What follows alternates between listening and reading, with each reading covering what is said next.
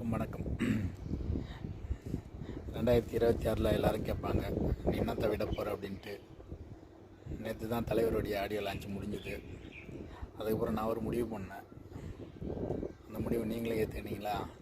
நீங்களும் விஜய் ரசிகராக இருந்தீங்கன்னா இதை விட்டு பாருங்கள். நான் 2026 ஸ்டார்ட் பண்ணும்போது இந்த வருஷம் தலைவருடைய பெரிய அப்கமிங்காக இருக்கிறது எலெக்ஷனு. அதை நம்ம எதிர்பார்த்து வெயிட் பண்ணிகிட்டு இருக்கிறோம். அந்த எலெக்ஷன் முடிஞ்சு ரிசல்ட் வர்ற வரைக்கும் நான் முடிவு பண்ணி வச்சுருக்கிறது, தண்ணி அடிக்கக்கூடாது, தம் அடிக்கக்கூடாது. நான் ஆல்ரெடி அடிக்க மாட்டேன். பட் இருந்தாலும் ரசிகர்கள் நிறைய பேர் இருப்பாங்க, அவங்களும் அடிக்கிறாங்கன்னு நினைக்கிறேன், அடிச்சுட்டு தான் இருப்பாங்க. அதை 2026 ஸ்டார்ட் பண்ணதுலேருந்து எலெக்ஷன் முடிஞ்சு ரிசல்ட் வர்ற வரைக்கும் உங்களால் இது ரெண்டுத்தையும் பண்ணாமல் இருக்க முடியுமா?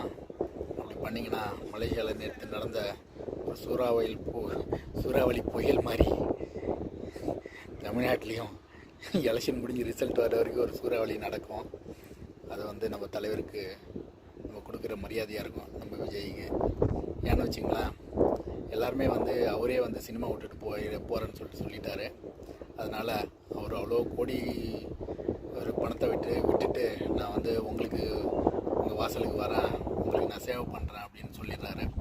அவருக்காக நம்ம என்ன விட போகிறோம் அப்படின்ற ஒரு கேள்வி இருக்குல்ல. அது எனக்கு தோணுச்சு. உங்களுக்கு தோணுச்சுன்னா கீழே கமெண்ட் பண்ணுங்கள்.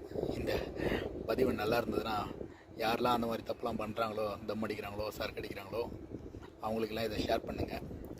அப்பாவாக இருந்தாலும் சரி, அம்மாவாக இருந்தாலும் சரி, அண்ணனாக இருந்தாலும் தம்பியாக இருந்தாலும் கண்டிப்பாக ஷேர் பண்ணி சொல்லுங்கள்.